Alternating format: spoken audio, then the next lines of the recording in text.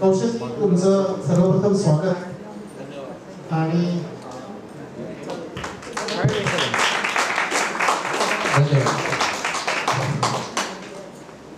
कौशलजींना पहिल्यांदाच फोन केला आणि त्यांनी लगेचच हो म्हटलं आणि कौशलजीचं नाव मला विनयजींनी सहस्रबुद्धे जे आहे त्यांनी सुचवलं की मी कौशल इनामदारांना बोलवं.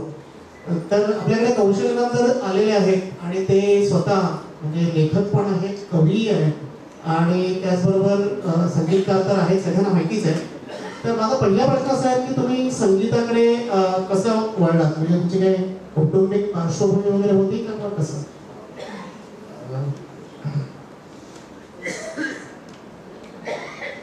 तुमच्या प्रश्नाला उत्तर देण्याच्या आधी मी ब्राह्मण सेवा संघ बोलवली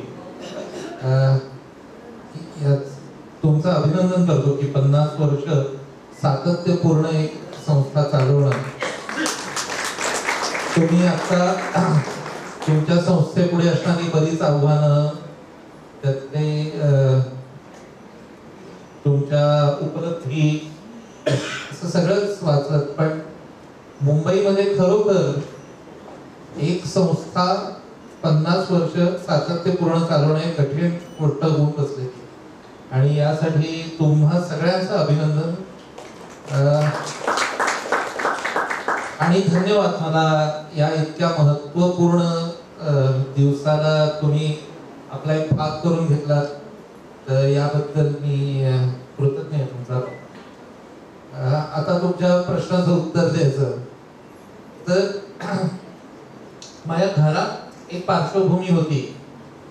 माझे आजोबा म्हणजे आईचे वडील हे प्रख्यात व्हायोलिन वादक होते. शंकरराव बिनीवाले त्यांचं नाव आणि पुण्यात राहायचे. आणि पुण्यामध्ये जेव्हा 1932 साली प्रभात टॉकीजनी पहिला बोलपट केला व्ही शांतारामांनी, अयोध्येचा राजा. तेव्हा गोविंदराव टेंबेंनी त्याचं संगीत केलं होतं आणि माझ्या आजोबांना त्यांनी बोलवून घेतलं व्हायोलिन वाजवण्याकरता. त्या चित्रपटात एक इनमिन 3 वादक अख्ख्या त्या काळात असायचे, कारण प्लेबॅक वगैरे नसायचा, अभिनेतेच गायचे.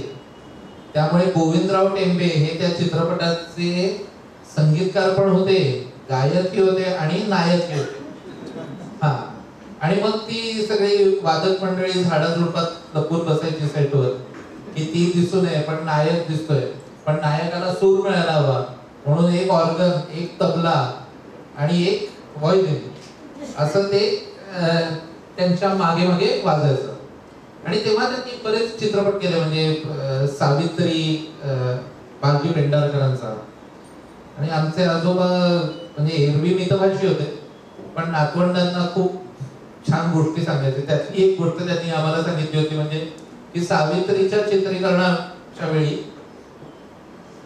कसं व्हायचं त्या काळात की यम चाललाय सत्यवानाला घेऊन, म्हणजे यम त्याच्या मागे सत्यवान, सत्यवानाच्या मागे सावित्री, ती गाणं म्हणत म्हणत चालली आहे. त्यामुळे तिला स्वर द्यायला ऑर्गन, त्याच्या मागे व्हायोलिन, त्याच्या मागे तबला, अशी सगळी यात्रा ती करायची. आणि मग कोणाचं काही खुट्ट झालं, चुकलं की मग परत त्याचा रिटेक आणि पुन्हा ती यात्रा चालायची. तर असे ते दिवस होते. पण माझे आजोबा फार बंदी होते त्याने. हे जेव्हा झाला अयोध्येचा राजा पूर्ण, तेव्हा त्यांनी 1933 साली अयोध्येचा राजा म्हणून जे काही पैसे मिळाले, त्यांच्या मनात फार होतं की आपण जे वाद्य वाजवतो व्हायोलिन, बरं का मोदी साहेब, की व्हायोलिन वाजवतोय आपण, तर ते कुठल्या भागात ना आलं जगाच्या, तिथे जाऊन आपण ते शिकायला हवं. म्हणून ते खर्च करून ते पैसे त्यांनी लंडनच्या जहाजाचं तिकीट काढलं, कारण युरोपमधनं आलेलं वाद्य आहे व्हायोलिन. मग तिथे जाऊन ते शिकायला हवं. आता कोणाकडे शिकायचं वगैरे ते काही ठरलेलं नव्हतं, पण ते बसले जाऊन एका जहाजावर. त्या जहाजाचं नाव होतं कॉन्टे रॉसो. ते इटालियन जहाज होतं. ऑस्ट्रेलियाहून ते पुन्हा मायदेशी इटलीला चाललं होतं आणि वाटेत लंडनचा एक थांबा होता.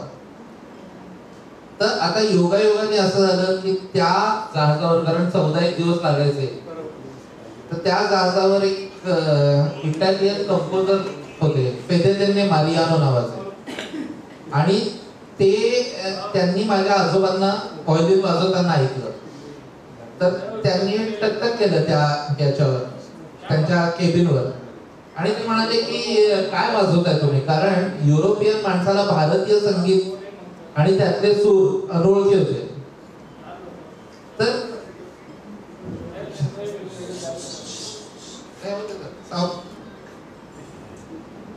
तर त्यांना ते अनोळखी वाटले सूर, आणि त्यांनी विचारलंय काय तुम्ही वाजवताय. माझ्या आजोबांनी सांगितलं भारतीय संगीत आहे. ते म्हणाले की कुठे चाललात तुम्ही. ते म्हणले मी इंग्लंडला चाललोय, मला पाश्चात्य संगीत शिकायचं आहे. कुणाकडे शिकणार म्हणाले माहिती नाही, बघू तिकडे जाऊन. तर त्याच्यावर ते फेदेदेन्ने मारियानो त्यांना म्हणाले की तुम्ही असं करा, माझ्याबरोबर इटलीला चला, मी तुम्हाला पाश्चात्य संगीत शिकवतो, तुम्ही मला भारतीय संगीत शिकवा. आणि त्यांच्या बरोबर ते गेले. वेंटिमिलिया नावाचं इटलीत एक गाव आहे छोटस, फ्रान्स आणि इटलीच्या बॉर्डरवर. तिथे ते जाऊन 6 महिने ते शिकून आले पाश्चात्य संगीत. आणि तेव्हा त्यांनी बरेच कार्यक्रम केले, पण त्यातला एक म्हणजे त्यांचे इतके कार्यक्रम व्हायला लागले युरोपभरात की त्यांचं नाव त्यावेळी इटलीचे जे हुकुमशाह होते बेनिटो मुसोलिनी, त्यांच्यापर्यंत त्यांचं नाव गेलं. आणि मुसोलिनीने त्यांना 15 मिनिटं ची एक भेट दिली. ते म्हणाले की यांचं ऐकलं पाहिजे या भारतीय मुलाचं, असं म्हणतात. आणि भागलखेरांच्या पुस्तकात याचा संदर्भ आहे की 15 मिनिटाची भेट पाऊण तास चालली, आणि त्या पाऊण तासात शंकरराव बेनीवाल्यांनी बेनिटो मुसोलिनीला आपलं रागदारी संगीत ऐकवलंच, पण बालगंधर्वांची काही नाट्यपद पण ऐकवली. त्याची बालगंधर्वांवर फार श्रद्धा, अर्थात मुसोलिनीवर काही त्याचा परिणाम झाला नाही, आणि दुसरं महायुद्ध व्हायचं तर झालंच, पण ती कथा मात्र ती राहिली. तर आजोबा व्हायोलिन वाजवत असल्यामुळे माझी मावशी आणि आई या दोघी लहानपणापासून व्हायोलिन वाजवायच्या. आणि आमच्यापर्यंत म्हणजे तो एक संस्कार आला, कारण माझे आजोबा त्यांना निद्रा नाशाचा त्रास होता, रात्री झोपायचे नाही. तर आम्ही आजोळी जेव्हा जायचो पुण्याला, तेव्हा छोटस घर होतं 2 खोल्यांचं, आणि आम्ही सगळी नातवंड एका खोलीत झोपायचो. त्याच खोलीत आजोबा आमचे रात्रभर व्हायोलिन वाजवत बसायचे. आणि त्यामुळे असं झोपेत शिरत असताना त्यांचा काहीतरी झिंजोटी किंवा असा कुठला तरी राग सुरू व्हायचा, आणि आम्हाला जाग यायची, तेव्हा ललत किंवा भैरवी असं काहीतरी सुरू असायचं. त्यामुळे आम्ही झोपेतही त्यांचं व्हायोलिन इतकं ऐकलेलं आहे की आज सुद्धा अचानक एकदम जाग आली तर मला असा भास होतो की ते व्हायोलिनचे सूर अजून आपल्याला ऐकू येतात. असं म्हणतात की पहाटेच्या वेळी जे आपण ऐकतो ते आपल्या मनावरती नेहमीच कोरलं जातं. असं असावं, कारण ते संस्कार झाले. फक्त अगदी म्हणजे मी एक 18-20 वर्षाचा होईपर्यंत माझ्यात संगीत शिकण्याचं म्हणून काही गांभीर्य नव्हतं, तर सतत गुणगुणायचो. त्यामुळे आईनी की काहीतरी त्या गुणगुणण्याला एक चांगलं स्वरूप यावं, नुसताच आम्हाला त्रास देऊ नकोस बाबा, नीट जरा बस एका जागी आणि काहीतरी गा, या हिशोबाने त्यांनी माझ्या आईने एक मला संगीताचे मास्तर लावले. आता योगायोगाने पहिल्यांदा हे मास्तर घरी आले. असे उंच पोरे होते, टक्कल होतं, छान तेजस्वी असे त्यांचा चेहरा होता. ते मास्तर म्हणजे कमलाकर भागवत, संगीतकार, ज्यांची गाणी आहेत ओंकार प्रधान रूप गणेशाचे, उठा उठा जीवताई सारीकडे उजाडते, घाल घाल पिंगावऱ्या. तर लहान होतो मी, पण तेव्हा कळतही नव्हतं की किंवा गांभीर्य नव्हतं की आपण गाणं शिकतोय.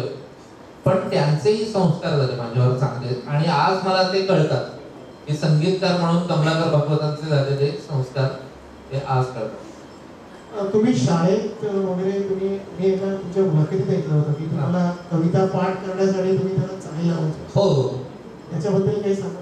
हा, कारण माझी नसलेली स्मरणशक्ती जगप्रसिद्ध आहे. कुठली गोष्ट पटकन पाठ कशी करायची, आता विशेषतः शाळेत कविता आणि नुसत्या त्या वाचल्याचा पाठ होत नाही, तर मी त्यांना चित्रपटाच्या गाण्यांच्या चाली लावायचो. म्हणजे एक फिर महान बन मनुष्य फिर महान बन अशी ती कविता होती. त्याला मी एहसान मेरे दिल पे तुम्हारा है दोस्तो अशी चाल लावल्यामुळे ती आज सुद्धा माझ्या लक्षात आहे. तर काही कविता अशा असायच्या की ज्याला सिनेमाच्या साठी लागायच्या नाही. मग मी तेव्हा मला कळलं नव्हतं, पण ती बहुतेक माझी चाली लावण्याची सुरुवात असायची. कारण कुसुमाग्रजांची एक कविता होती 6वी आम्हाला, आणि मी इंग्लिश मीडियम मध्ये शिकलोय, आमचा लोअर लेवल मराठी होतं. तर त्या कुसुमाग्रजांची कविता होती की आवडतो मज अफाट सागर अथांग पाणी निळे, निळ्या जांभळ्या जळात केशर सायंकाळी मिळे. आणि ती 6वीत असताना मी ती गायला लागलो की आवडतो मज अफाट सागर अथांग पाणी निळे, निळ्या जांभळ्या जळात केशर सायंकाळी मिळे. ही बहुतेक मी लावलेली पहिलीच आहे, पण तेव्हा कळलं नाही की आपण चांगलं होतो. तुम्ही आता म्हणालात की तुम्ही इंग्रजी मीडियम मध्ये शिकलात, तर मग कविता वाचायला केव्हा शिकलात? म्हणजे कविता आपण वाचतो ते आणि कवितेच्या मागचा जो अर्थ गहन असतो प्रत्येक जण त्याला वेगळ्या पद्धतीने इंटरप्रेट करू शकतो. तर तुम्ही कधी असं शिकलात की कविता वाचायची किंवा त्याच्या मागचा गूढ अर्थ कसा? मला वाटतं ते हळूहळू झिरपत गेलं असावं की आपण ऐकतो. सुरुवातीला भाषेसारखं आहे आपल्याकडे. आता इंग्रजी शिकवतात ना, ते अगदी चुकीच्या पद्धतीने शिकवतात. लहान मुलांना लिहायला आधी शिकवतात, म्हणजे अल्फाबेट आधी शिकवतात, ABCDEFG. मग त्यांना म्हणजे ते वाचायला आधी शिकवतात, मग लिहायला शिकवतात, आणि मग ते बोलायला लागतात मुलं. तर ही अजिबातच स्वाभाविक किंवा नैसर्गिक प्रक्रिया नाही. आपली मातृभाषा कशी आपण शिकतो की ऐकतो आधी, मग बोलायला लागतो आणि मग लिहायला लागतो. म्हणजे पूर्णतः उलटी तर ती प्रक्रिया आहे. तर कवितेचं माझं असं झालं की कानावर खूप पडत होतं. माझ्या वडिलांना सुद्धा वाचनाची आवड होती, त्यामुळे ते बऱ्याचदा कविता ऐकवायचे. तर कळायचं काही नाही फारसं, पण जेव्हा मी पाचगणी शिकायला होतो तेव्हा मला जरा उर्दू गझल ऐकायचा एक छंद जडला. आणि मग गुलाम अली तेव्हा एकदम मुंबईमध्ये भारतामध्येच खूप ऐकलं जायचं, गुलाम अली, मेहदी हसन, आणि गझलची मजा यायला लागली. तर माझ्या आईने तेव्हा विनय वाईकर यांनी लिहिलेलं आईला या गझल नावाची उर्दू मराठी डिक्शनरी अशी एक मला भेट म्हणून दिली होती, आणि फार सुंदर होती. त्याच्यात काय उर्दू शब्दाचा अर्थ, मराठी आणि इंग्लिश मधला अर्थ, आणि तो शब्द वापरलेला एक शेर असा ते त्यांनी दिला होता. आणि त्याच्यामुळे मला ती आधी उर्दू मध्ये ती सवय लागली. मग उर्दू मध्ये सवय लागल्यामुळे मग मी तेव्हाच अलुरकरांनी सुरेश भटांच्या गझल गायनाची एक कॅसेट आणली होती बाजारात, तर ती ऐकली. आणि सुरेश भट त्यांच्या लहजामध्ये गायचे की म्हणजे धमकी दिल्याप्रमाणे त्यांचा खरा असा की माल उरटा कदीप, MSCB ला वॉर्निंग आहे असंच वाटावं असं ते त्याच्यात. पण ते मला इतकं आवडायचं की केव्हा तरी पहाटे उलटून रात्र गेली, मिटले चुकून डोळे हरवून रात्र गेली. तर हे मला असं वाटत की इतकं स्वाभाविक त्या कवितेला आपल्याला, आणि हे कळतंय आपल्याला खरं नव्हतं कळत, पण तेव्हा वाटायचं की आपल्याला कळतंय. तो भास होणे इतपत आवडायला लागली ती कविता. पण खऱ्या अर्थाने मी जेव्हा कॉलेजमध्ये गेलो आणि थोडीफार कविता लिहायला लागलो, की आता तुम्ही मला म्हणालात की कवी आणि गायक, मी स्वतःला कवी पण नाही समजत आणि गायक पण नाही समजत, खरं नाहीच आहे. कारण माझ्यापेक्षा खूप चांगले लोक बघितलेले आहेत मी, पण छंद आहे याचा आणि आवड आहे. तर मला कविता कळायला लागली कारण मी ती गायचो. आता आमचे बरेचसे बुजुर्ग संगीतकार काय म्हणतात की तुम्हाला जोपर्यंत कवितेचा अर्थ कळत नाही तोपर्यंत तुम्ही त्या कवितेला चाल देऊ नका.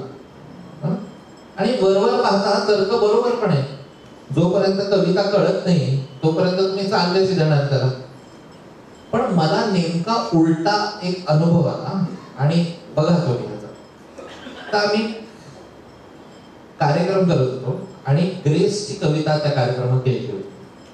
आता ग्रेसची कविता वाचली, या व्याकुळ संध्या समयी शब्दांचा जीव वितळतो, डोळ्यात कुणाच्या क्षितिजे मी हकुले हात उजळतो.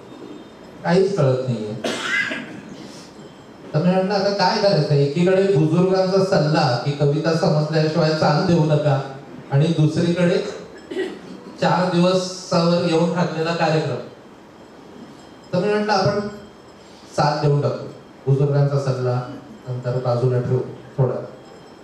आणि ती चाल करत असताना मला एक विलक्षण अनुभव तो असा होता की चाल देता देता ती कविता उलगडायला लागली.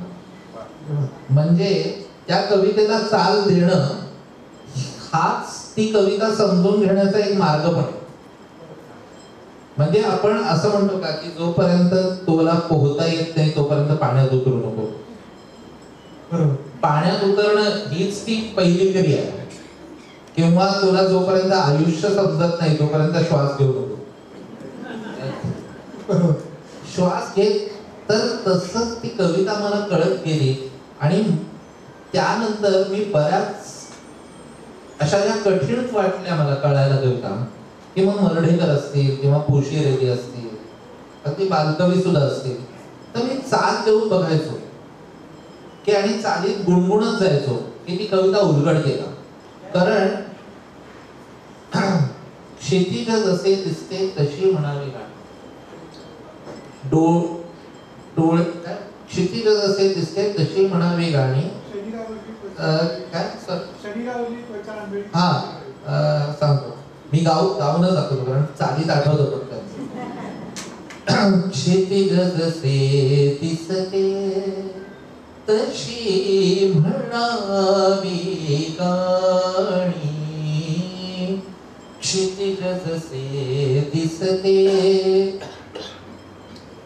तशी म्हणावी गाणी. देहावरची त्वचा थळी, देहावरची त्वचा थळी छिलून घ्यावी कोणी. क्षितिज जसे दिसते तशी म्हणावी गाणी. आता पण हे गाता गाता मला असं लक्षात आलं की खरं काय कठीण आहे. क्षितिज जसे दिसते तशी म्हणावी गाणी. आपल्याला जो अनुभव, आपल्या अनुभवाची जी कक्षा आहे तीच आपल्या गाण्यात मांडावी. म्हणजे आपले मंगेश पाडगावकर एका वेगळ्या भाषेत तेच सांगतात की गाण्यात सर्व माझ्या माझे इमान आहे, ज्याचे खरे न गाणे तो बेईमान आहे. म्हणजे गाणं चांगलं आहे का वाईट आहे याच्या अगोदर ते खरं पाहिजे.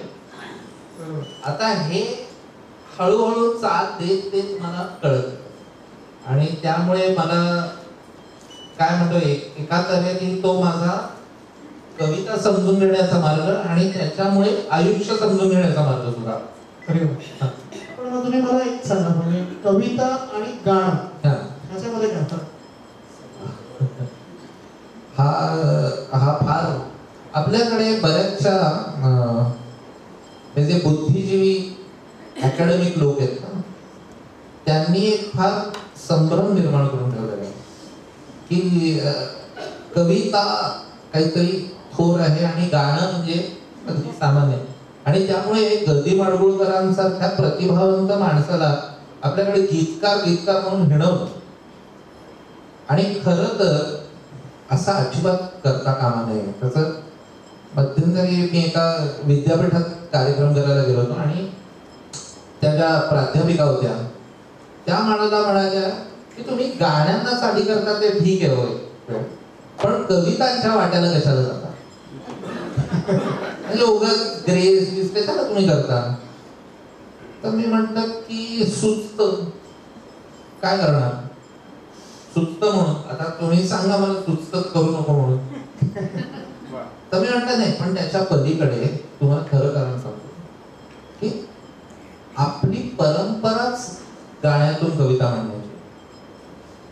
पाडगावकर सुद्धा एखादा नवीन कवी त्यांच्याकडे गेला आपली वही घेऊन कवितांची, तर ते म्हणायचे ऐकव मला कविता, मला ध्वनी ऐकू देत. आपली अख्खी परंपरा ही आपल्याकडे वेलरेड या शब्दाला अनुवाद नाही बघा कुठल्याही भारतीय भाषेत. बहुश्रुत आहेत सगळे आपल्याकडे, कारण श्रुतीमधनं स्मृतीमध्ये साठवून घेणं हीच आपली परंपरा. तर त्यामुळे आपल्याकडे तो उगाच असा भेद पडला. कारण अशोक बागवे नेहमी म्हणतात की एखादं चांगलं गाणं ही चांगली कविता असावीच लागते. बरोबर. हा, पण काही कविता गाता येतात आणि काही कविता गाता येत नाही, हे अगदी मान्य आहे मला. अगदी मुक्त छंदाला सुद्धा आपली एक आंतरिक लय असावीच लागते, नाहीतर निबंधच खपवतात काही लोक कवितेच्या नावावर. मला नेहमी असं वाटतं उगाच मुक्त छंदाच्या वेड्या कवितांना घालू नका, त्यांना छंदाच्या अंगणात जरा बागडू दिलं पाहिजे. आणि आज आपल्या मुलांना हे फार महत्वाचं वाटतं मला, आपल्या मुलांना छंदोबद्ध कविता शिकवत नाही चालली. आणि त्यामुळे पुढच्या पिढीमध्ये अंगाई गाणाऱ्या आया निर्माण होतील का नाही याची धास्ती वाटते मला. मराठी शाळेत गेले तर मराठी शाळेत पण नाही शिकवत. मी त्यांची पुस्तकं बघितलेली आहेत. म्हणजे साधारण आता कसं कवितेबद्दल वैर वाटेल याला, अशा दृष्टीनेच कविता अंतर्भूत केलेल्या आहेत सिलेबस मध्ये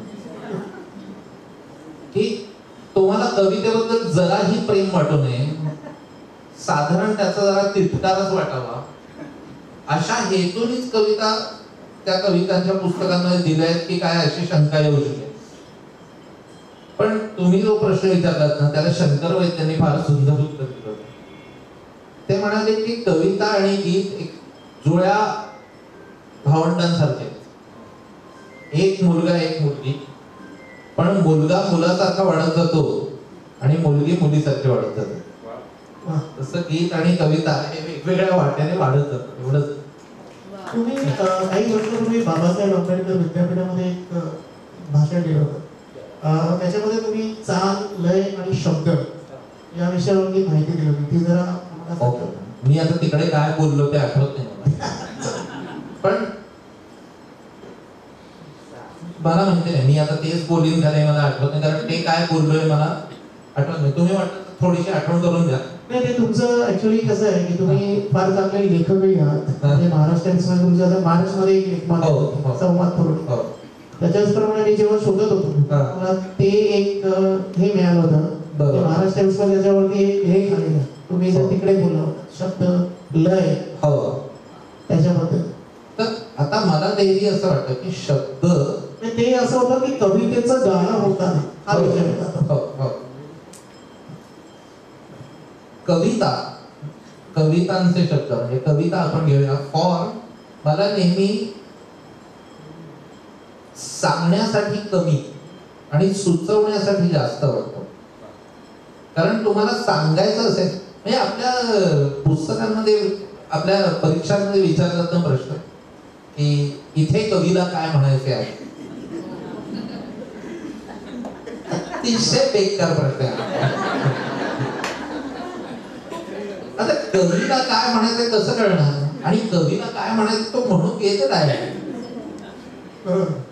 खरा प्रश्न असला पाहिजे कवितेला काय म्हणायचं, कारण त्याला काही आणखीन सांगायचं असतं तर त्यांनी निबंध दिला असता ना, की याच्या पलीकडेही मला काय सांगायचं आहे. तर कविता हा फॉर्म कसा आहे माहितीये का, ते एका अर्थाने एक असं कोड आहे की ज्याच्या संदिग्धतेमध्ये तुम्ही श्रोत्यांना किंवा वाचकाला पण सामील करून घेता, आणि मग दोघेही एकत्र त्याच्यात सामील होतात त्या संदिग्धतेमध्ये, आणि त्याचीच म्हणजे त्याच्यातनं वाट काढत पुढे जाणं, आणि प्रत्येकाला आपापला अर्थ गवसत जातो त्याच्यात. त्यामुळे मला एखाद्या कवितेबद्दल काहीतरी वाटेल आणि तुम्हाला काहीतरी वेगळंच वाटेल. म्हणून बऱ्याच काही कविता अशा आहेत की ज्या कवितांना दोन वेगवेगळ्या संगीतकारांनी दोन वेगवेगळ्या चाली दिलेल्या आहेत, आणि आपल्याला दोन्ही आवडतात, कारण त्याचे अन्वयार्थ दोन्ही आपल्याला असं वाटतं की हा असंही म्हणू शकत असेल ही कविता आणि तसंही म्हणू शकत असेल. तर त्यामुळे आता जिथे सुचवण्याच्या जागा येतात, शब्दा वाचून कळले सारे शब्दांच्या पलीकडे, आता हा शब्दांच्या पलीकडला जो प्रदेश आहे ना, इथे संगीत आहे. हे पाणी वर शुक्राचा तारा, मी सगळे आता आज पाडगावकर दाखवतात मला योगा योगा. संथ निळे हे पाणी वर शुक्राचा तारा, हे जेव्हा तुम्ही म्हणता तेव्हा संथ निळे हे पाणी, तर संथ निळे पाणी हे कवितेत सांगितलंय, पण त्या संथपणाची काय क्वालिटी आहे आणि ते कुणाला सांगायचंय, तो आपण ते संथ निळे हे पाणी कुठून बघतोय. म्हणजे मी टेकडी वरनं बघत असेल तर संथ निळे हे पाणी असं मला वाटतं, पण मी त्या टेकडीवरनं खाली आलो आणि त्या काठाशी उभं राहिलो तर मला असं वाटेल संथ निळे हे पाणी.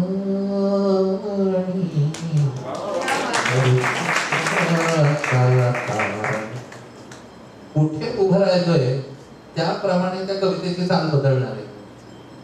काय मला दिसतं त्याच्यात त्याप्रमाणे त्या कवितेमधल्या ज्या मधल्या जागा आहेत त्या मी तुमच्यासाठी भरत जाईल. त्यामुळे कवीचे शब्द पोचवले का नाही, संगीतकार फक्त असेच पोचवू शकतो शब्द. ती काही कवीची कुरिअर सर्व्हिस नाही. संगीतकाराचं त्या कवितेबद्दल काय म्हणणं आहे ते तो चालीतनं सांगत असतो की मला याच्यात काय दिसतं, आणि त्यामुळे वेगवेगळ्या संगीतकारांना वेगवेगळ्या गोष्टी दिसतील. आणि म्हणूनच शांताबाईंची एक कविता घेतली तर मिलिंद जोशीला कळ्यांचे दिवस फुलांच्या राती, कळ्यांचे दिवस फुलांच्या राती, येती जाती येती जाती, कळ्यांचे दिवस, असा एक अल्लडपणा दिसू शकतो. आणि मला मी जेव्हा याच शब्दांना चाल देतो तेव्हा मला एक स्वप्नाळू मुलगी दिसते 16 वर्षीय, ती कळ्यांचे दिवस फुलांच्या राती, कळ्यांचे दिवस फुलांच्या राती, येती जाती येती जाती, कळ्यांचे दिवस. या दोन वेगवेगळ्या गोष्टी आहेत, दोन वेगवेगळ्या प्रकारच्या मुली एकाच कवितेत दिसलेल्या आहेत. मला एक पुढचा प्रश्न आहे की आता तुम्ही जे म्हणालात की त्या चालीमुळे त्याचा अर्थ बदलेल का? छटा बदलू शकते. आणि अर्थाच्या पलीकडे फार मोठी दुनिया आहे. आपल्याला असं वाटतं की अर्थ म्हणजे सगळं आहे, असं नाही. अर्थाच्या पलीकडे नादांची दुनिया आहे, एक अतिशय सूक्ष्म संवेदनांची दुनिया आहे. तुम्ही कधीतरी तुम्हाला असा अनुभव असेल की तुम्ही कधी न भेटलेल्या माणसाला तो उगाच तुम्हाला आवडत नाही. बरोबर, हे काय आहे? याला काही अर्थ आहे का? काही अर्थ नाही, काही तर्क नाही, काही लॉजिक नाही की बाबा का तुम्हाला तो आवडत. हा तर इतक्या तुमच्या मेंदूमध्ये इतक्या घडामोडी एकत्र होत असतात की तुम्हाला ना अर्थ फक्त म्हणजे की या कारण अर्थ एक असू शकतो, अर्थ एकच असू शकतो, पण त्याच्यात छटा लाखो करोडो असू शकतात. एक रंग असू शकतो पण रंगाच्या छटा शेकडो असू शकतात. आणि त्यामुळे अर्थाच्या पलीकडची जी दुनिया आहे ना तिथे संगीत खरं म्हणजे मी नेहमी म्हणतो music is truth in high definition. आपल्याला ते कसे त्या टीव्हीवर दिसतात ना 32 कोटी रंग वगैरे, आपल्या डोळ्याला दिसत नसतील ते कदाचित, आपल्याला मेंदूला कुठेतरी ते ती संवेदना होत असते वेगवेगळ्या छटांची. तर तसं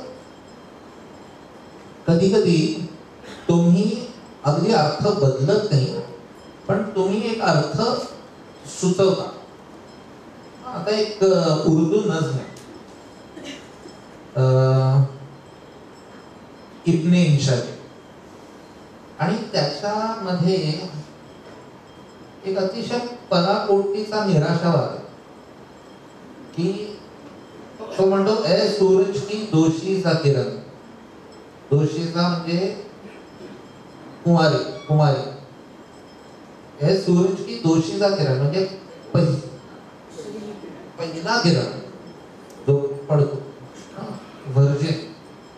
ए सूरज की दोषीचा किरण तुमने तो कहा था आओगी, ये अंधी काली रातों का सब चीर अंधेरा आओगी, हा लेके सवेरा आओगी. आणि नंतर मग तो म्हणतो आम्ही वाट बघत राहिलो पण तू काही आधीच नाही. आता ही निराशावादी आणि ती कविता जिथे संपते तिथे तो एक निराशावादच आहे की आम्ही वाट बघत राहिलो पण तू काही आली नाहीस. पण माझा स्वभाव निराशावादी नाही आणि मला नाही असं वाटत की कुठलीही गोष्ट अशी निराशावादी सोडावी. पण मी कविते शब्द नाही बदलू शकत.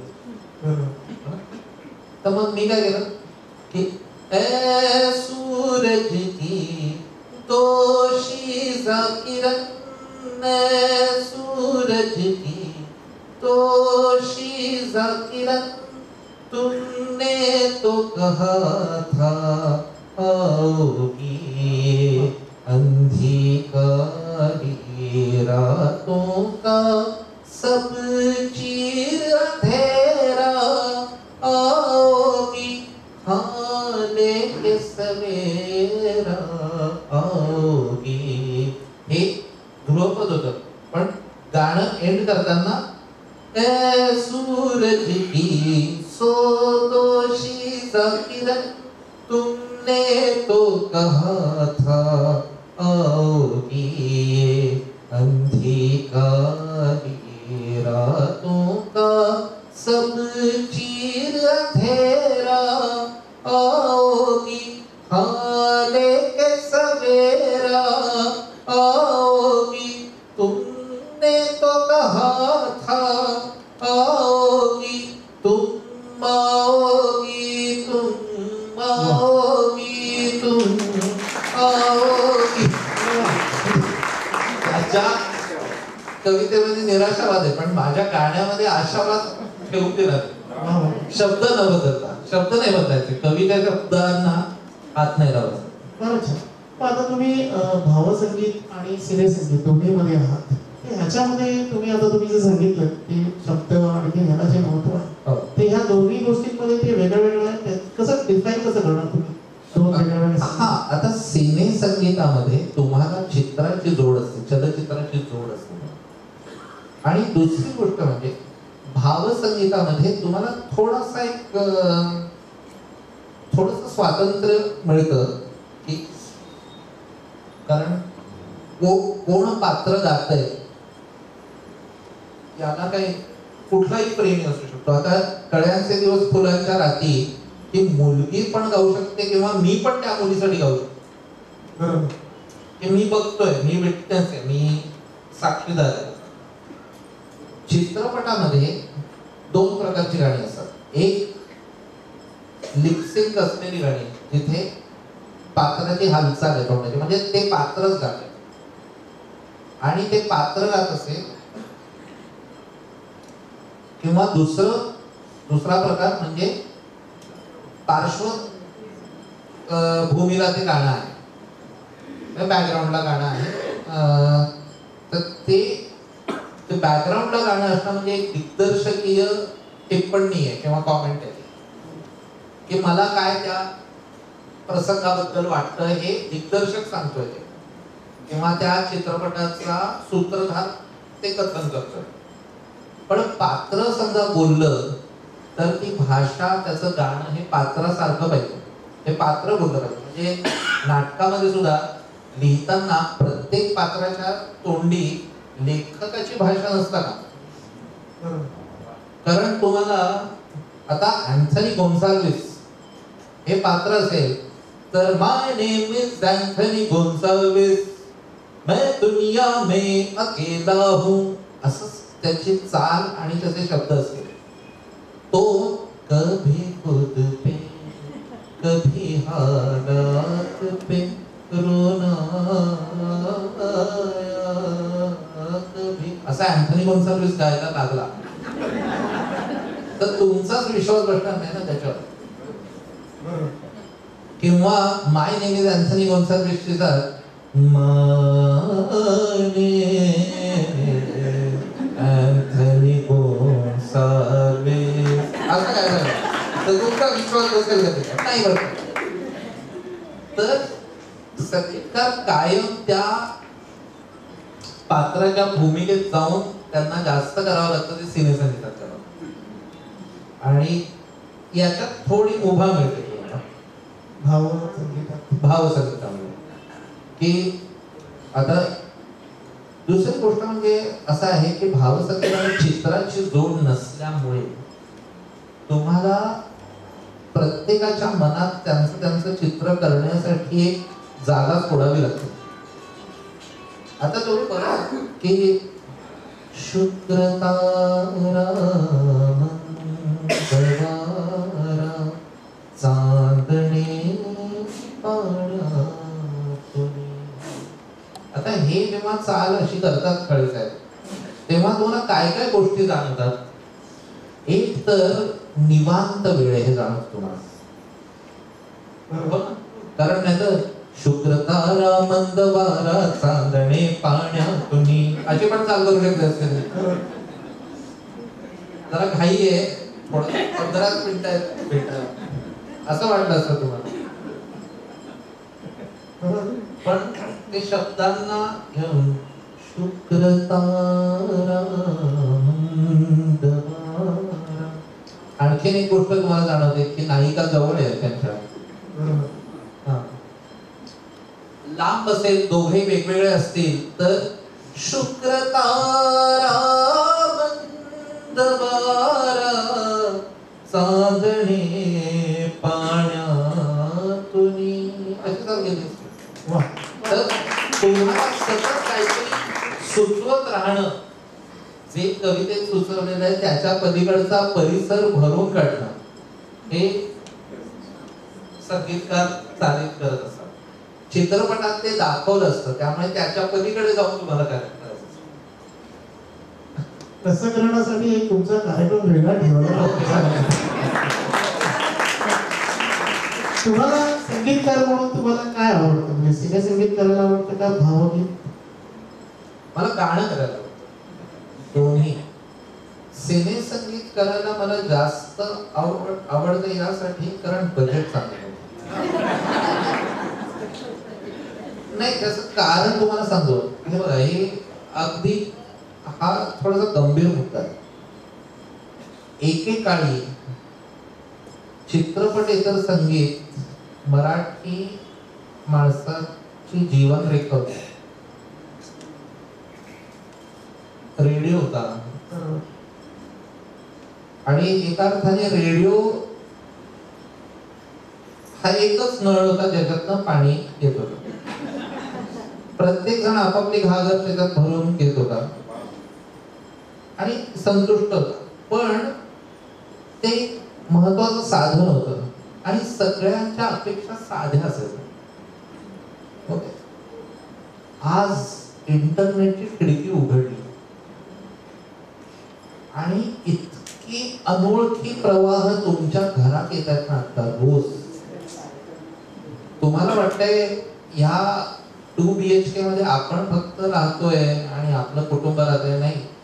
रोज संध्याकाळी वेगवेगळ्या बाया येऊन तुमच्या घरात सिरियलच्या रूपाने त्यांचे खल करतात. त्यांच्या सासवांना आणि सुनांना कसं आपण छळ करू त्यांचा, अशी कारस्थानं तुमच्या घरात होत आहेत. तुम्हाला वाटतंय काहीतरी वेगळं.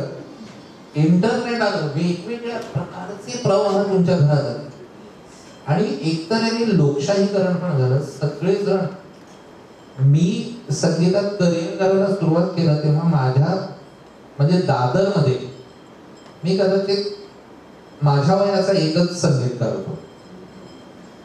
मी अजून 10 वर्ष गेली आणि माझ्या गल्लीत 3.5 संगीतकार म्हणजे 3 असे संगीतकार ज्यांनी सिनेमा केला आणि एक असा की जो टेलिव्हिजनवर बॅकग्राऊंड.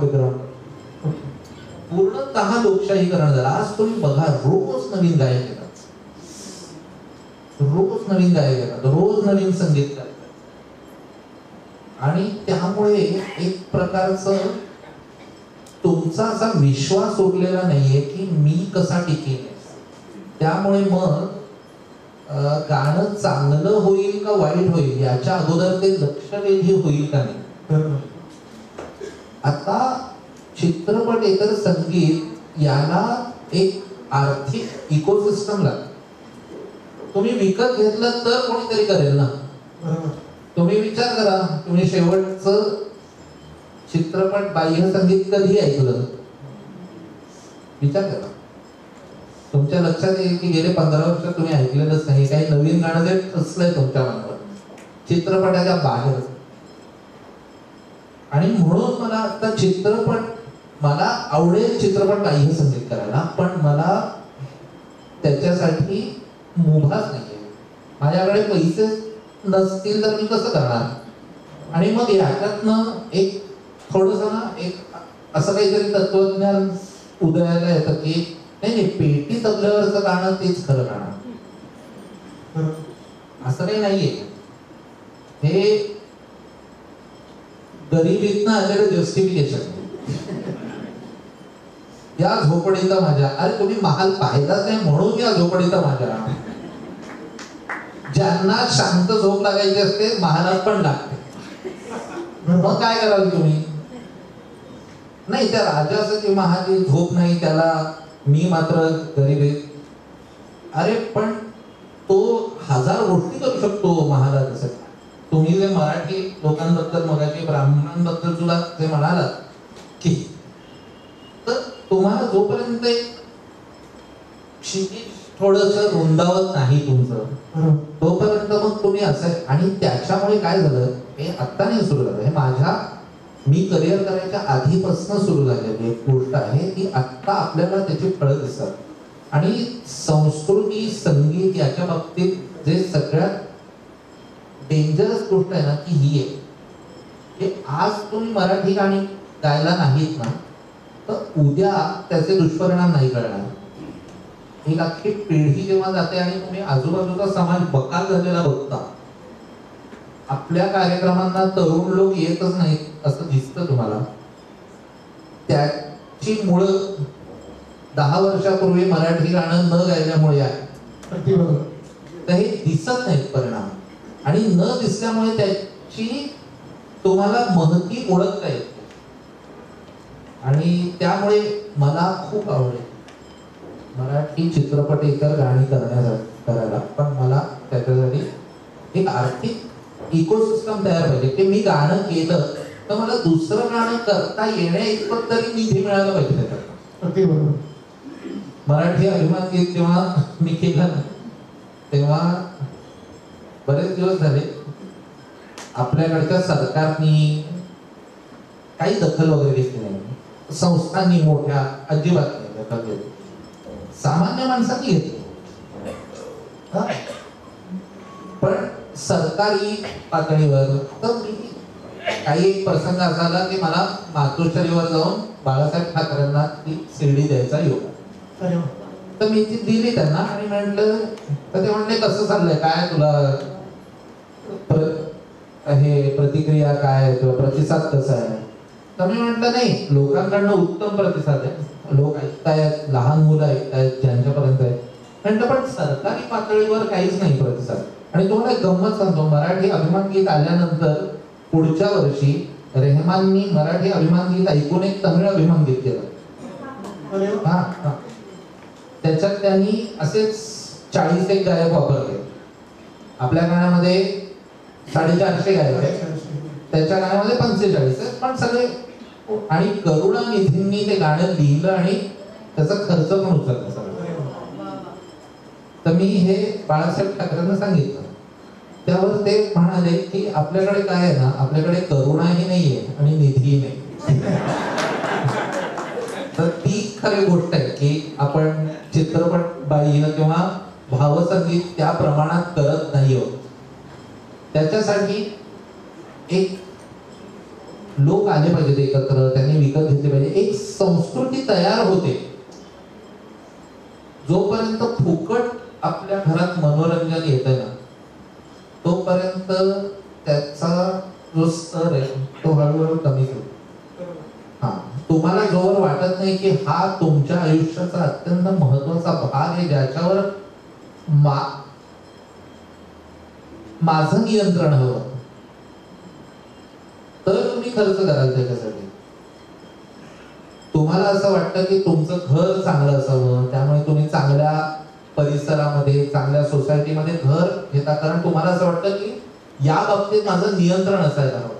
तुम्ही मुलांसाठी शाळा चांगल्या शोधता, कारण तुम्हाला असं वाटतं की याच्यावर माझं नियंत्रण असायला पाहिजे.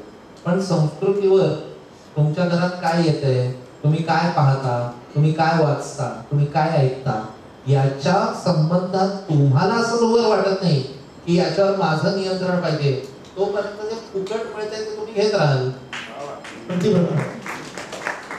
तुम्ही एक विचारशील संगीतकार आहात आणि तुम्ही काही मार्च महिन्यामध्ये महाराष्ट्रामध्ये काही लेख लिहिले होते.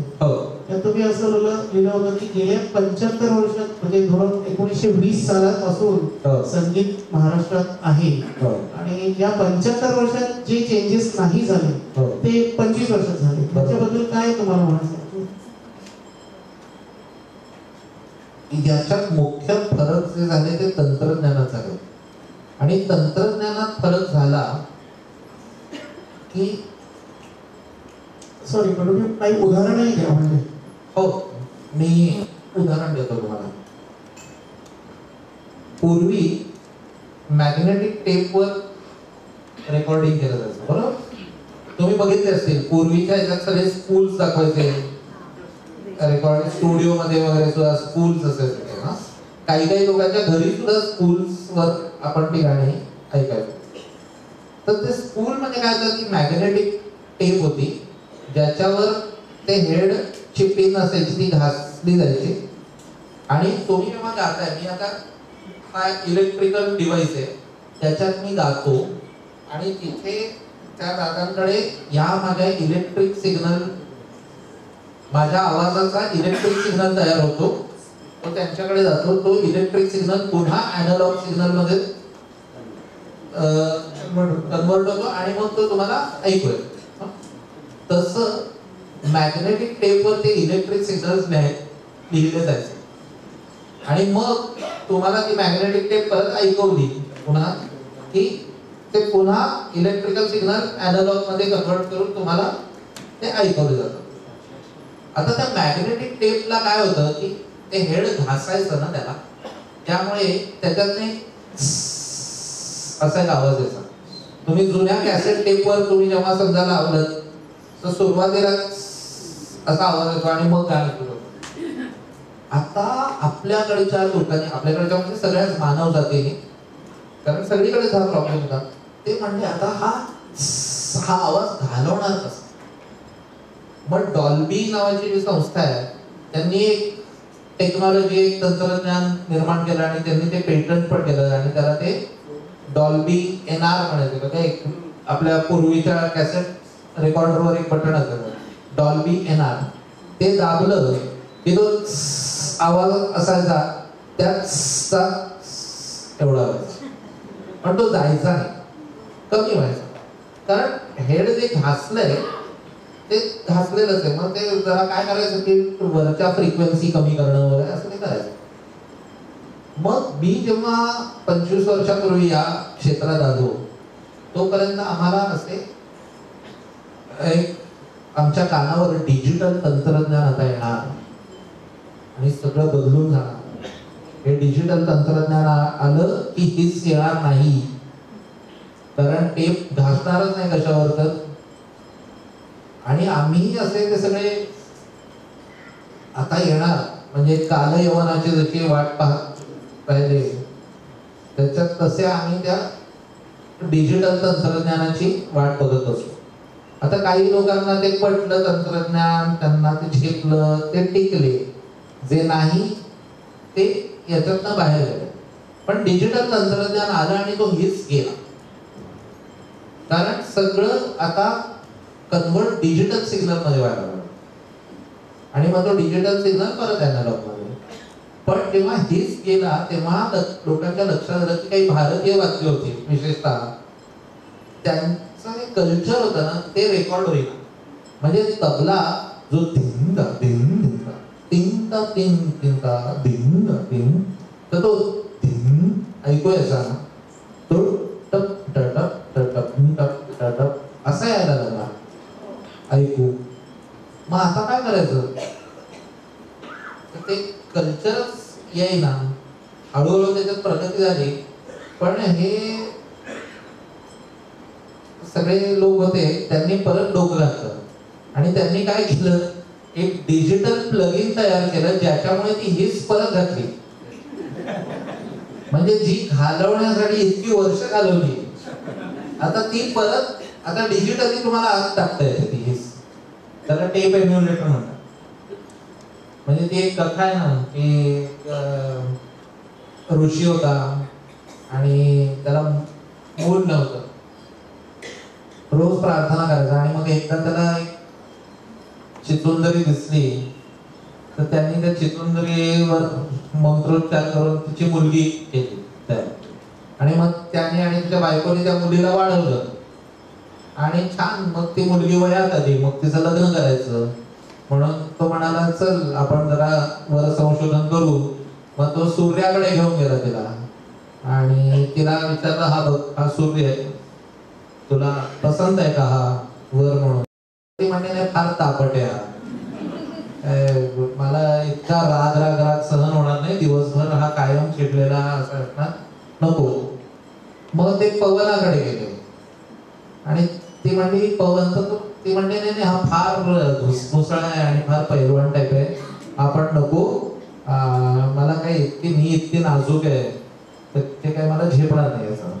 म्हणलं ठीक आहे पुढे जाऊ. मग पर्वताकडे गेले तर ती म्हणली नाही हा फार बोरिंग आहे, हा एकाच जागी थांबलेला असतो, हा कुठे जात नाही, माझी हाऊस माऊस कशी भागवणार. मग तो ऋषी म्हणतो पण मग करणार कोणाबरोबर तू लग्न. तर तेवढ्याच त्या पर्वताच्या पायथ्याशी एक उंदीर फिरत असतो, फिरत असतो परत बाहेर. तर ती म्हणते याच्याशी करणार. मग तो परत चिचुंदरी करतो तिची ऋषी. असं या डिजिटल ऋषींनी पुन्हा एकदा तयार करून आपल्या गाण्यात घातली.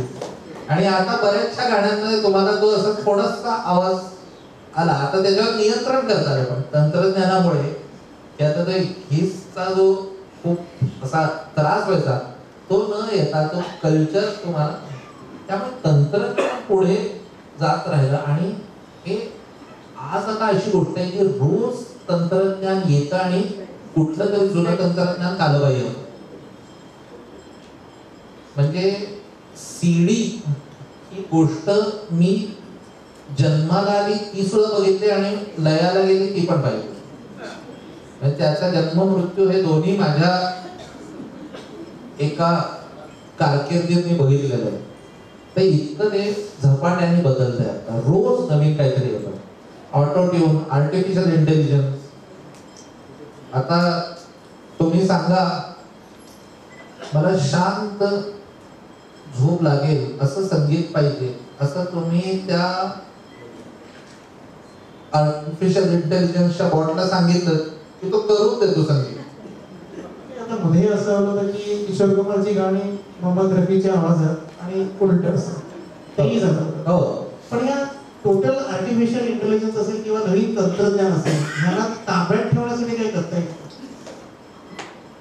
एक म्हणजे नवीन तंत्रज्ञानाला न घाबरणं की नाही आता वाट लावेल आर्टिफिशियल. काही कोणी आतापर्यंत सगळे आपण 2 महायुद्ध आणि कोविड याच्यातनं बाहेर आलेलो. आर्टिफिशियल इंटेलिजन्स काय चीज आहे? आणि मला लोक म्हणतात की आता आर्टिफिशियल इंटेलिजन्स चाली करणार आणि आता ते गाणार आणि परफेक्ट होणार सगळं. तर माझं म्हणणं आहे की कलेत तर तुम्ही आम्हाला घाबरवूच नका, कारण कलेला perfection is the death of art. तुम्ही लता मंगेशकरांचं गाणं परफेक्शनच्या अगदी जवळ जातं म्हणून ऐकता, परफेक्ट आहे म्हणून नाही ऐकत. नाहीतर ट्युनिंग फॉर्क ऐकलं असतं ना तुम्ही. ट्युनिंग फॉर्क का नाही ऐकत तुम्ही? लता मंगेशकरांचं गाणं ह्युमन एरर करता ऐकतो आपण. कधी जाऊ शकतात तरी जात नाही, कधी बेसूर होऊ शकतो माणूस पण तरी होत नाही, या क्वालिटीसाठी आपण ऐकतो. आर्टिफिशियल इंटेलिजन्सला गोष्ट नाहीये काही पण चाल केली, पण तुम्ही मुलाखतीला बोलवाल का त्याला? मुलाखतीला तुम्ही मलाच बोलवणार. कशी सुचली चाल हे सांगायला तुम्ही मलाच बोलवणार, कारण माझ्याकडे गोष्ट आहे ती आर्टिफिशियल इंटेलिजन्स कडे नाहीये. आणि म्हणून त्यांना घाबरायचं काही कारण नाही. त्यामुळे तंत्रज्ञानाला ताब्यात ठेवणं म्हणजे तंत्रज्ञानावर आपण स्वार होणं आणि तंत्रज्ञानाला आपल्यावर स्वार होऊ न देणं.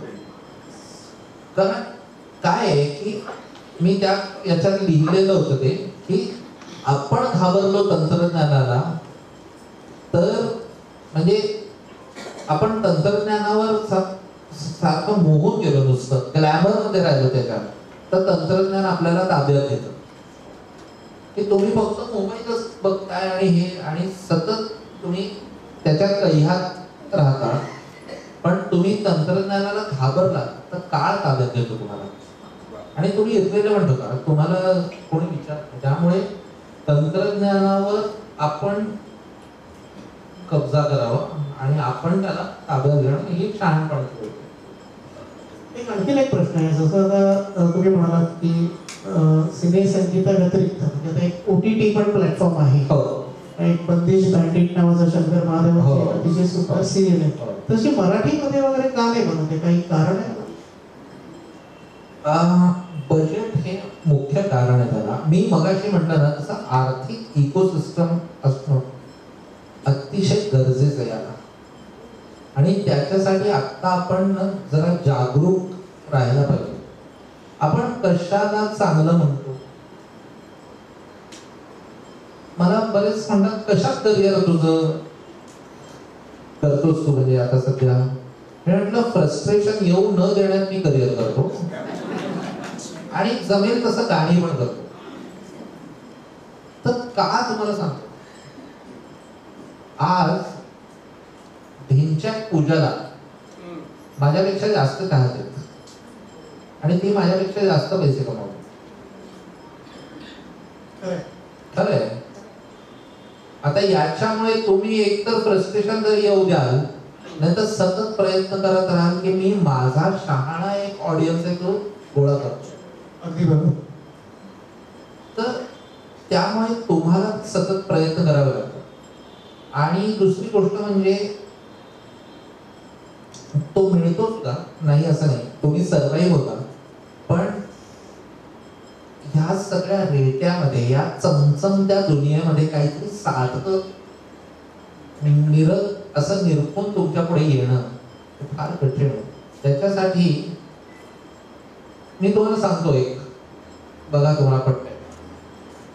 बालगंधर्व वगैरे आपल्या श्रोत्यांना रसिक मायबाप म्हणायचं ना, का म्हणत असते? त्यांच्या पैशावर यांचं स्वयंपाकघर चालत होतं म्हणून म्हणत असतील का?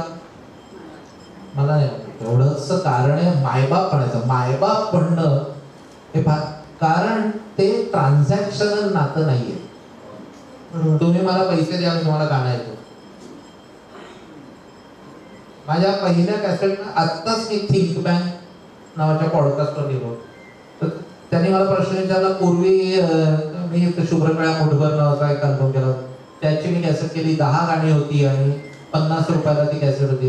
म्हणजे एक गाणं 5 रुपयाला मी विकत घेतलं. आता ते जास्त, हा ट्रान्झॅक्शन झालं ना. एक गाणं तुझ्यासाठी 5 रुपये असेल, मी आज रक्त ओतलंय त्याच्यात, आणि मग ते तरी तुझ्यासाठी 5 रुपयाचं असेल, तर मला विचार केला पाहिजे की माझं काहीतरी चुकतंच आहे त्याच्यात, की मला आणखीन त्याच्यात एक प्रामाणिकपणा आत टाकला पाहिजे, माझी इंटेग्रिटी असली पाहिजे, की तुलाही नाही वाटतं का इथे फक्त 5 रुपयाचं गाणं मी ऐकतोय.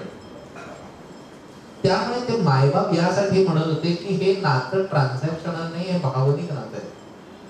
आणि दुसरी गोष्ट म्हणजे पैसे सोडून श्रोते आणखी सुद्धा बालगंधर्वांच्या कलेत इन्व्हेस्ट करत होते. काही वेळ देत,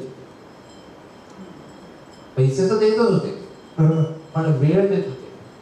ते त्यांचं लक्ष असायचं की हे काय करताय. जसा कलाकार आपापला वाढत असतो, म्हणजे काय घरात संस्कार आहेत आणि मगाशी आपण जे बोललो, पण एकच गाणं मी गातो आणि प्रत्येक ठिकाणी ते वेगवेगळं का भासतं? कारण कलेला पूर्णत्व रसिक देत असतात. प्रगल्भ श्रोता असेल तर मी जास्त चांगलं गाणं करू शकतो. माझ्या समोर वगैरे असे करणारे श्रोते असतील आणि मी शुक्रतारा गातोय, तर मला असं वाटतं की यांचंही गांभीर्य नाहीये. आज अशी वेळ आहे, मला बरेचसे टीव्हीवरचे कार्यक्रम बघून असं वाटतं की कलाकार जे आहेत ते तर परफॉर्म करतातच आहेत, पण श्रोतेही परफॉर्मन्सच देतात ऐकण्याचा. इतकं उथळ होतंय की काय सगळं म्हणजे पूर्वी नक्षत्रांचे देणे होता कार्यक्रम, त्याच्यात तुम्ही परत ते युट्यूब वरती जा, काही लोक असे बघत असतात, मग त्यांच्या एकदम लक्षात कॅमेरा आहे बरोबर कॅमेरा, आणि थोडीशी नजर त्यांची जाते अशी कॅमेराकडे, आणि मग त्यांना कळतं आपण कॅमेरावर आहोत आणि मग ते दाद देतात. का हा जो ऐकण्याचा पण परफॉर्मन्स तो जास्त जास्त जास्त होतो. आपण सगळं संगीत सुद्धा पार्टिसिपेटिव्ह झालं. सुरुवातीला ऐकत होते, नंतर मग टीव्ही आला पाहायला लागले, मग आता त्यांना नृत्य पण करायचं त्याच्यावर. मग ऐकतंय कोण नक्की? हा गातोय, तो नृत्य करतोय, ऐकतंय कोण ऍक्च्युअली? आणि याचं जे गांभीर्य टिकलेलं नाहीये ना, आणि तुम्ही मग कोणाला, त्यामुळे मग ठरतं की कोण तुमच्या समाजात पैसे कमावतंय.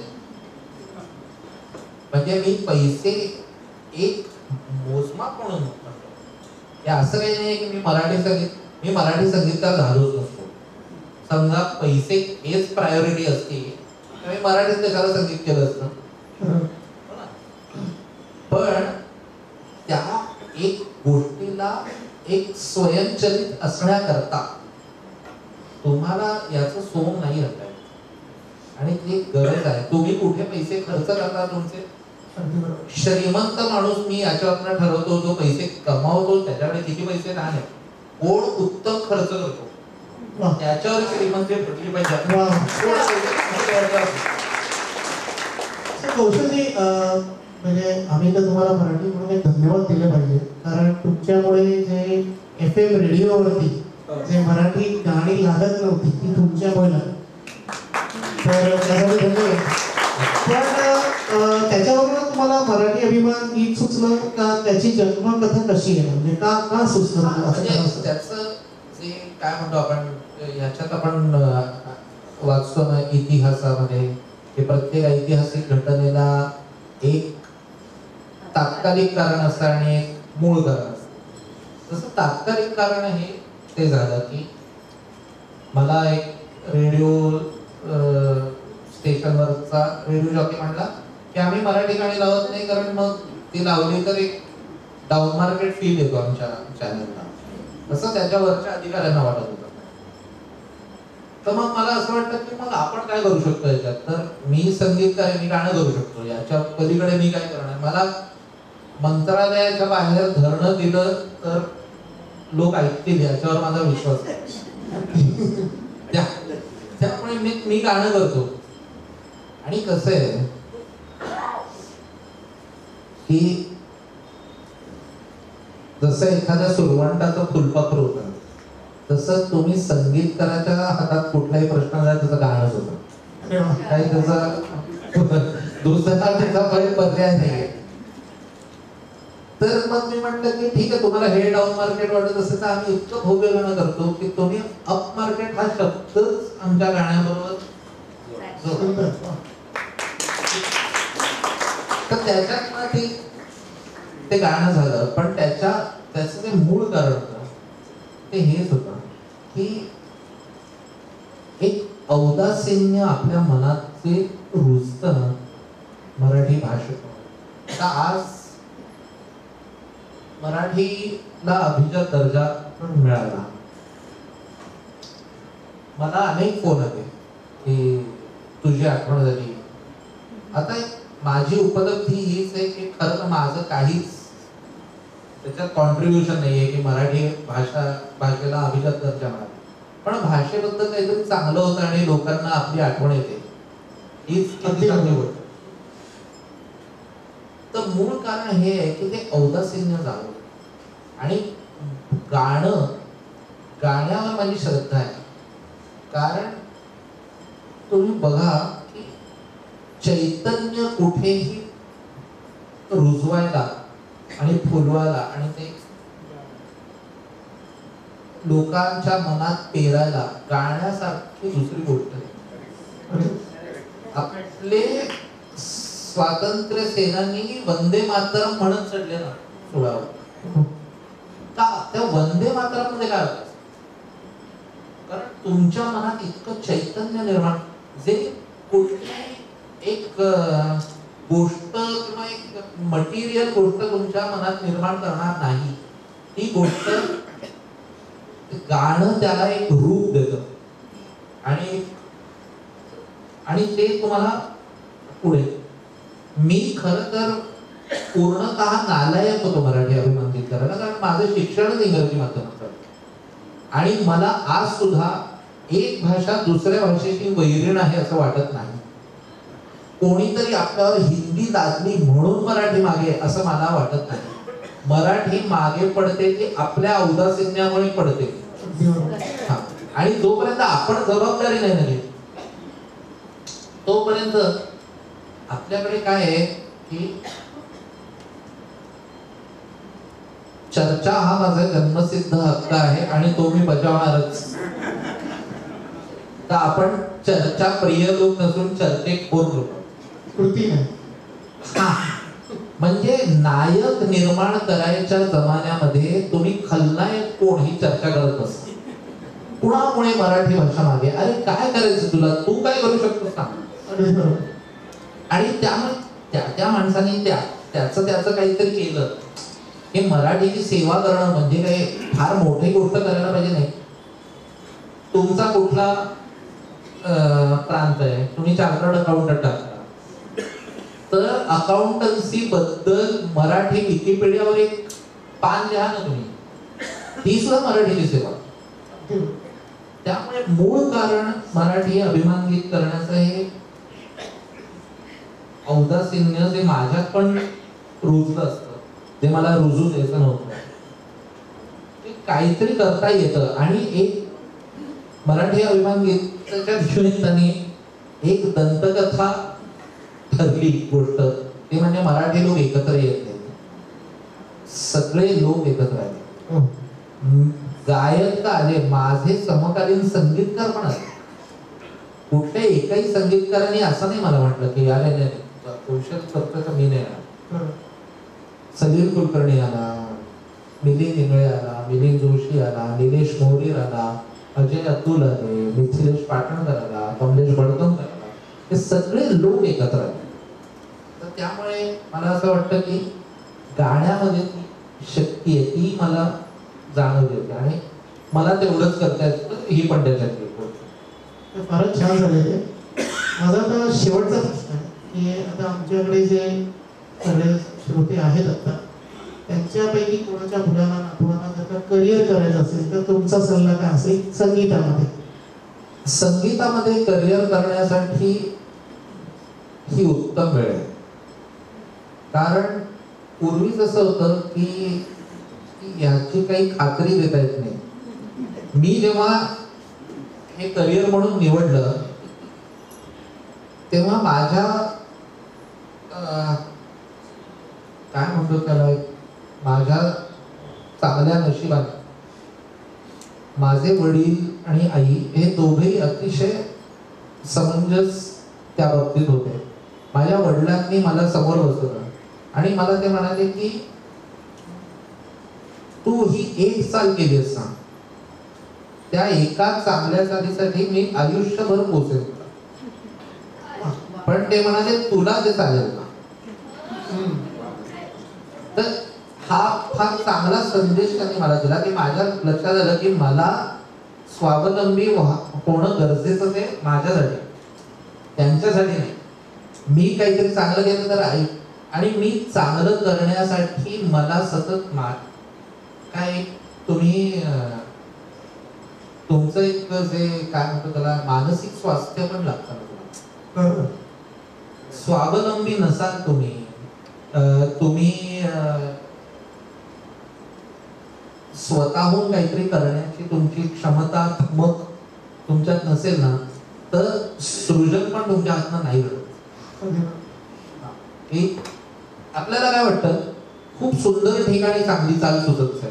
मला बरेच लोक म्हणतात किती सुंदर आहे ना परिसर हा, आता कोकणात तू आलायस बघ इथे तुला खूप सुचेल. नाही सुचत तिकडे, कारण तिथे निसर्गाला इतकं चांगलं सुचत असतं की तुम्हाला सुचण्याची गरज काय आहे. कुठल्याही कलाकाराला सुचण्यासाठी कोलाहल लागतो, कारण कोलाहलातनच ऑर्डर तयार होऊ शकते. ऑर्डर मध्ये बसून ऑर्डर नाही तयार होत, म्हणून कलाकार विक्षिप्त असतात. त्यांना बसायला त्याच्यात आजूबाजूला कोलाहल पाहिजे. पण माझ्या वडिलांनी असं सांगितल्यामुळे मला एक खात्री अशी झाली की काही मी ही रिस्क घेऊ शकतो, कारण त्या काळात ती रिस्क होती. आता ती रिस्क उरलेली नाही. त्याप्रमाणे आता एखाद्या आर्किटेक्टला जितकी रिस्क आहे ना तितकीच रिस्क संगीतला. आता त्या याच्यावर दुसरी गोष्ट म्हणजे बरेचसे आई वडील सुद्धा, म्हणजे मी नशिबान होतो, पण माझ्या वेळी सुद्धा अनेक आई वडील मी बघितले की चांगले कलागुण आहेत मुलांमध्ये आणि त्यांना इंजिनियर म्हणून पाठवतात. बिचारा इतका त्याच्यात पिसून जायचा की मनातनं तर करायचं नाहीये, मनातनं. आणि मग आज मला ते मित्र भेटतात आणि ते म्हणतात की तू केलंस, आम्हाला फार आनंद होतो की तू त्याच्यात केलं. आणि त्यांची कला त्यांच्या याच्यावर जोपासतात ते, नाही असं नाही, पण आपल्याला माहिती असतं की हा जरा आला असता तर माझ्याही पुढे गेला असता. आज ती परिस्थिती नाही. आज खूप वेगवेगळे ॲव्हेन्यूज तुम्हाला आहेत उपलब्ध आणि खूप लोक चांगलं उत्तम करिअर करतात. मध्यंतरी मी फेसबुकवर पण लिहिलं होतं, बरेच लोक म्हणतात नाही सारेगमप मध्ये येऊन मुलं जातात त्यांच्या नंतर काय होतं काही कळत पण नाही. अरे तुम्हाला कळत नाही, त्यांना कळत असतं ना. त्यांना माहिती असतं की त्यांच्या, आणि उलट ती मुलं या सगळ्या याच्यातनं जाऊन काय रियालिटी शोज मधनं वगैरे असतात तर त्यांना एक सेल्फ असेसमेंट करण्याचा अंदाज लवकर येतो, कारण त्यांना त्यांच्या अवतीभोवती काय स्पर्धा आहे ते लवकर कळतं. ती मुलं लवकर शहाणी होतात आणि ते आपापलं वॉटर फाईटिंग लेवल त्यांना कळतं. माझा आवाज प्लेबॅक साठी नाही, इथे नको आपलं हे दौडायला, आपण काही कार्यक्रम करू, आपण टेलिव्हिजन मध्ये जाऊ, आपण कुठल्या तरी भक्तिगीताच्या याच्यात जाऊ की जिथे माझं योग्य आहे. असे वेगवेगळे ॲव्हेन्यूज आता उपलब्ध आहे जिथे लोकांना चांगलं मिळेल. त्यामुळे आज कोणी मला विचारलं करिअर करू का गाण्यामध्ये, तर जरूर कर. एकच लक्षात ठेवलं पाहिजे, तुमचं करिअर तुम्ही कुणापेक्षा सरस आहात याच्यावर अवलंबून नाहीये, तर तुम्ही किती एक्सेप्शनल आहात. एक्सलंट असेल ना तर तुम्ही करू शकता, पण तुम्हाला एका स्तराच्या वरती जायचं असेल तर एक्सेप्शनल पाहिजे. म्हणजे काय, तुम्हाला पर्याय नसता. शंकर महादेवाने कारण त्याला पर्यायच नाही, त्याच्याकडे जे स्किल सेट आहे तो दुसऱ्या कुणाकडेही नाही तसा, आणि तसा प्रत्येकाने आपापला तो शोधला. धन्यवाद.